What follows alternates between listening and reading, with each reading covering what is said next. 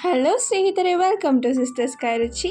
ಇವತ್ತು ನಾವು ಕೇರಳ ಸ್ಟೈಲ್ ಮಾವಿನಕಾಯಿ ಗೊಜ್ಜು ಹೆಂಗೆ ಮಾಡೋದು ನೋಡೋಣ ಬನ್ನಿ. ನಾನಿಲ್ಲಿ ಮಾವಿನಕಾಯಿನ ಚಿಕ್ಕ ಚಿಕ್ಕದಾಗಿ ಕಟ್ ಮಾಡ್ಕೊಂಡಿದ್ದೀನಿ.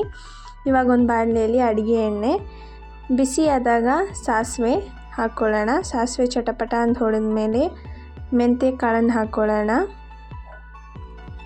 ಇವಾಗ ನಾನು ಇದಕ್ಕೆ ಬ್ಯಾಡಿಗೆ ಮೆಣಸಿನ್ಕಾಯಿ ಹಾಕ್ಕೊಂಡಿದ್ದೀನಿ. ಇದ್ರ ಜೊತೆ ಕರಿಬೇವಿನ ಸೊಪ್ಪನ್ನು ಹಾಕ್ಕೊಂಡು ಫ್ರೈ ಮಾಡ್ಕೊಳ್ಳೋಣ. 4 ಟೇಬಲ್ ಸ್ಪೂನಷ್ಟು ಕಾಶ್ಮೀರಿ ಚಿಲ್ಲಿ ಪೌಡ್ರ್ ಹಾಕ್ಕೊಂಡಿದ್ದೀನಿ. ಇವಾಗ ಇದನ್ನು ಫ್ರೈ ಮಾಡಿಕೊಂಡು ಕಟ್ ಮಾಡ್ಕೊಂಡಿಕ್ಕಿರುವ ಮಾವಿನಕಾಯಿನ ಹಾಕ್ಕೊಳ್ಳೋಣ. ಮಾವಿನಕಾಯಿನ ಮಸಾಲ ಜೊತೆ ಚೆನ್ನಾಗಿ ಮಿಕ್ಸ್ ಮಾಡೋಣ. ಮತ್ತು ಇದನ್ನು ಒಂದು 10 ಮಿನಿಟ್ಸ್ ಬೇಯಲಿಕ್ಬಿಟ್ಟು ಬೆಂದಾದಮೇಲೆ ಇದಕ್ಕೆ ನಾನು ಒಳ್ಳೆ ಕ್ವಾಲಿಟಿ ಬೆಲ್ಲ ಹಾಕ್ಕೊಳ್ತಾ ಇದ್ದೀನಿ. ಕಲ್ಲಿಲ್ಲದೆ ಇರುವ ಬೆಲ್ಲನ ಹಾಕ್ಕೊಳ್ಳಿ, ಕಲ್ಲಿದ್ದರೆ ಒಂದು ಸತಿ ಮೆಲ್ಟ್ ಮಾಡ್ಕೊಂಡು ಹಾಕ್ಕೊಳ್ಳಿ. ಬೆಲ್ಲನ ಹಾಕ್ಕೊಂಡು ಒಂದು 10 ಮಿನಿಟ್ಸ್ ಬೇಯಿಸೋಕ್ಕಿಟ್ರೆ ನೋಡಿ ಈ ಥರ ಆಗುತ್ತೆ. ನಮ್ಮ ಮಾವಿನಕಾಯಿ ಗೊಜ್ಜು ರೆಡಿ. ಇದನ್ನು ಮನೇಲಿ ಟ್ರೈ ಮಾಡಿ ನಿಮ್ಮ ಅನಿಸಿಕೆನ ಕಮೆಂಟಲ್ಲಿ ತಿಳಿಸಿ. Thank you for watching.